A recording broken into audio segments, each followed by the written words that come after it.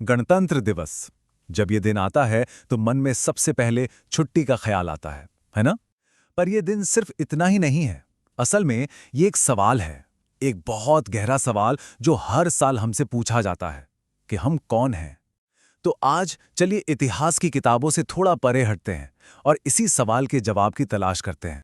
हाँ, यही वो सवाल है। और ये सवाल जानते हैं सिर्फ देश से नहीं है, ये हम में से हर एक से है। बिल्कुल वैसा ही जैसे जब कोई सुबह आईने के सामने खड़ा होता है तो क्या दिखता है, एक चेहरा या कुछ और? बस यही सवाल आज की हमारी पूरी पड़ताल का दिल है। तो चलिए सबसे पहले एक आम धारणा को तोड़ते हैं। ये सिर्फ कैलेंडर पर एक और तारीख नहीं है, नहीं, ये दिन है आत्मचिंतन का, खुद के अंदर झांकने का। जरा एक पल के लिए इस बात पे गौर कीजिए।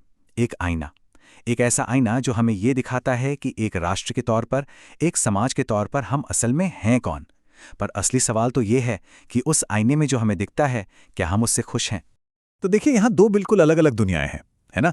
एक तरफ तो हैं परेड और झांकियां, वो बाहरी चमक दमक, वो उत्सव, और दूसरी तरफ खामोश आत्मचिंतन, वो अंदर की बातचीत, वो आंतरिक संवाद जो असल में मायने रखता है। और आज हमारा पूरा ध्यान इसी अंदर की बातचीत पर रहेगा। संविधान, ये शब्द सुनते ही क्या ख्याल आता है? शायद एक मोटी सी धूल भरी कानूनी किताब, है ना? पर सच तो ये है कि ये उससे कहीं कहीं ज्यादा है। ये महज एक दस्तावेज नहीं, ये एक सपना है। एक ऐसा सपना जिसे बड़े जतन से शब्दों में पिरोया गया है। और ये 26 जनवरी की तारीख ये यूं ही नहीं चुन ली गई, ये कोई इत्तेफाक नहीं है। ये हमें उस दिन की याद दिलाती है जब पूर्ण स्वराज की, यानी पूरी आज़ादी की हुंकार भरी गई थी। तो ये सिर्फ इतिहास का एक पन्ना नहीं है, ये एक याद दहानी है कि हम अपनी किस्मत के, अपनी नियति के खुद मालिक हैं। तो गणतंत्र का असली मतलब क्या है? सीधा साधा मतलब है लोगों का सिस्टम, लोगों का राज। इसको ना एक बड़े से जहाज की तरह समझिए, और हम सब उस जहाज का क्रू हैं, उसका चालक दल। ये हम सब मिलकर तय करते हैं कि ये देश रूपी जहाज किस दिशा में जाएगा। और वो जो सपना है ना, वो इन 4 मजबूत स्तंभों पर खड़ा है। ये महज शब्द नहीं है, ये वो वादे हैं, वो वचन हैं जो इस देश ने अपने हर एक नागरिक से किए हैं। न्याय, स्वतंत्रता, समता और बंधुता।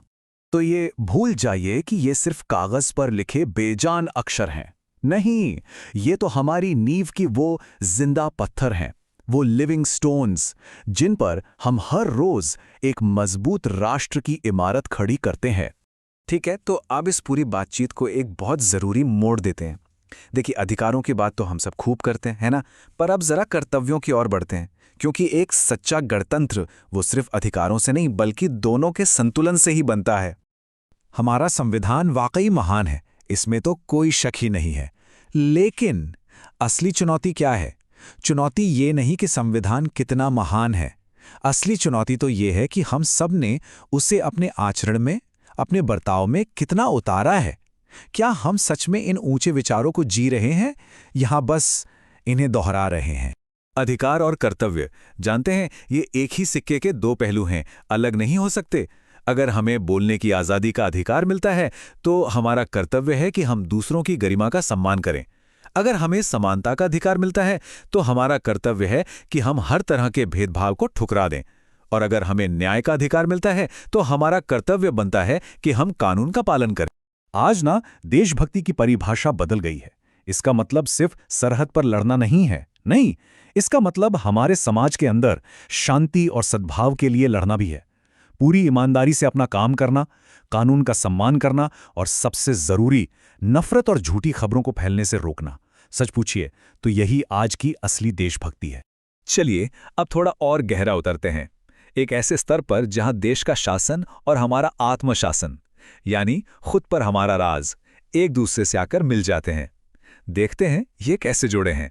स्वराज, इसका एक मतलब तो था बाहरी शासन से आज़ादी, पर इसका एक और बहुत गहरा मतलब है आत्मराज, यानी अपने खुद के अहंकार पर, अपनी इच्छाओं और आवेगों पर शासन करना।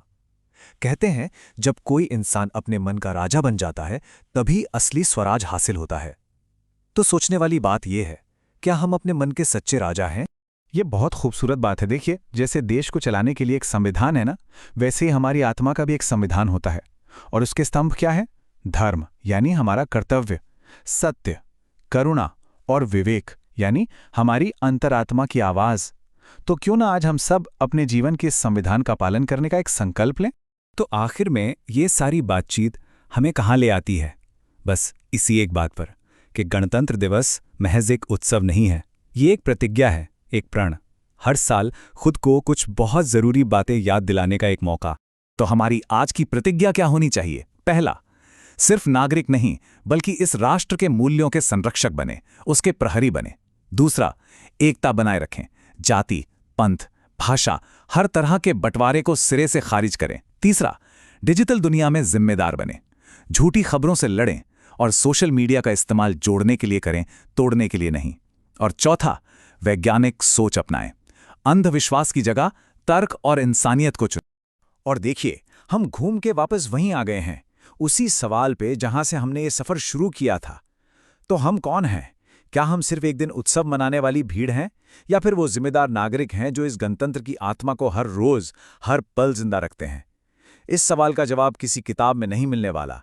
ये जवाब हम में से हर एक के अंदर है, हमारे दिल में है,